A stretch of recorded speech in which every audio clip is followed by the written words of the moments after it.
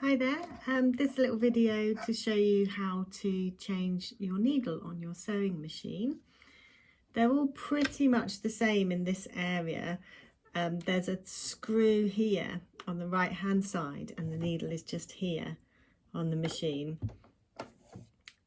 What you need to do is loosen, so get your screwdriver and loosen, if I can find there we are, and hold on to the needle with your left hand, and then with your right hand just turn the screw anti-clockwise, so towards you, just to the point where the needle drops down. You don't want to unscrew this too much, because if you keep unscrewing here, this little bit will drop off and then you have to fiddle around to try and put it back on again. So you only just untwist it enough so that the needle comes up and down.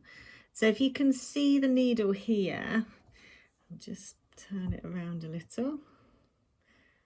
There's a little flat section of the needle.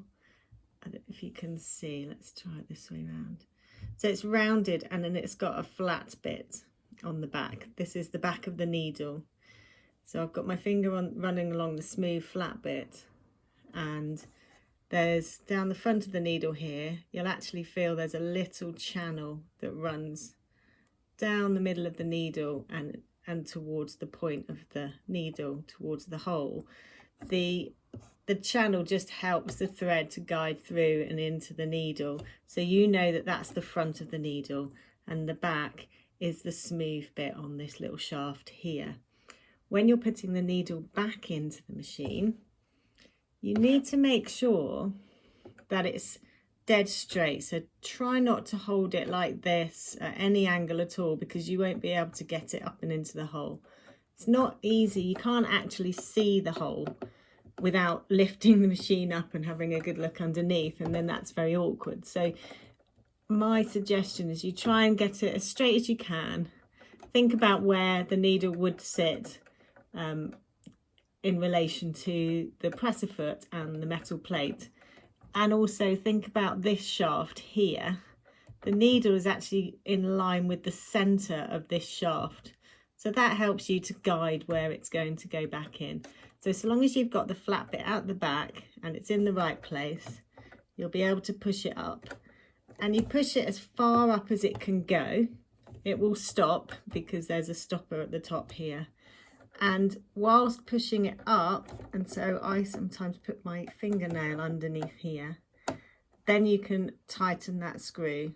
So you can tighten it with your finger just to make sure that the needle doesn't drop out, and then get the screwdriver in and twist it a little bit more, but don't leave it too tight. Don't over tighten it. Just need it tight enough so that that's not going to drop out.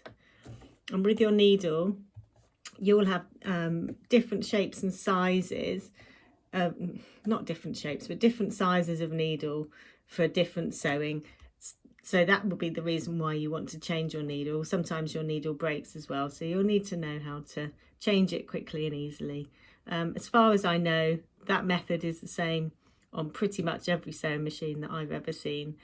The difference I have on a different sewing machine, which is an industrial one, is that the needle threads from left to right rather than front to back. So I just put my needle in at a different angle. But the same happens with this screw here. You still undo a screw there and plop the needle in. So hopefully that's helpful for you. All right, thanks for listening.